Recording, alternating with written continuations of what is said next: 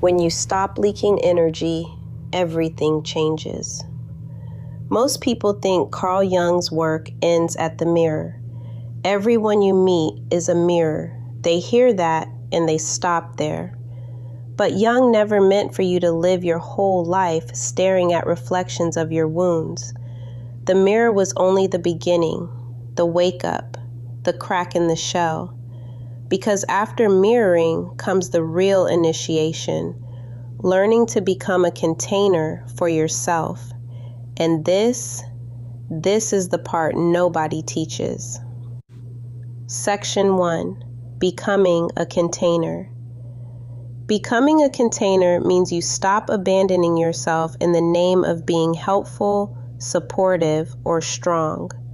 You learn to hold your own emotions before you rush to hold someone else's. You learn to sit with your own truth before you try to fix, soothe, or rescue anyone around you. You learn to stay with your own energy instead of scattering it across people who drain you. It's the moment you stop outsourcing your center. It's the moment you stop leaking your power.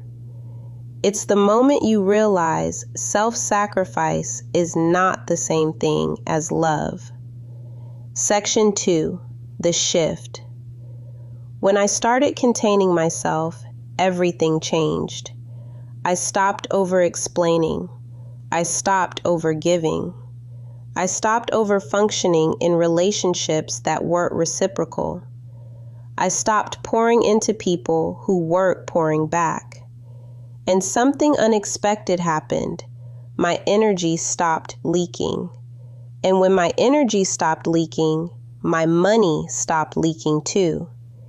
Because energy and finances follow the same architecture. Where you leak one, you leak the other. Where you save one, you save the other. Section 3. The financial ripple. When I started conserving my emotional bandwidth, I naturally started conserving my time, my attention, my resources. I wasn't buying peace anymore. I wasn't paying for shortcuts. I wasn't investing in people who couldn't invest back. I wasn't spending money to compensate for exhaustion, burnout, or emotional depletion. My bank account reflected the same thing my spirit was learning. Containment creates overflow. Not because I hustled harder, not because I saved aggressively, but because I stopped living in emotional deficit. When you stop leaking energy, you stop leaking money. When you stop abandoning yourself, you stop abandoning your future. Section 4. Jung's real teaching. This is the part of Jung people don't teach. Mirroring shows you who you are. Containment shows you who you're becoming. Mirroring wakes you up. Containment grows you up. Mirroring reveals the wound. Containment protects the healing. Mirroring is awareness. Containment is transformation. And when you finally become a container for yourself, your energy becomes clean, your boundaries become non-negotiable, your presence becomes undeniable. You stop shrinking. You stop chasing. You stop abandoning yourself to keep the peace. You become the peace. Section 5. Closing.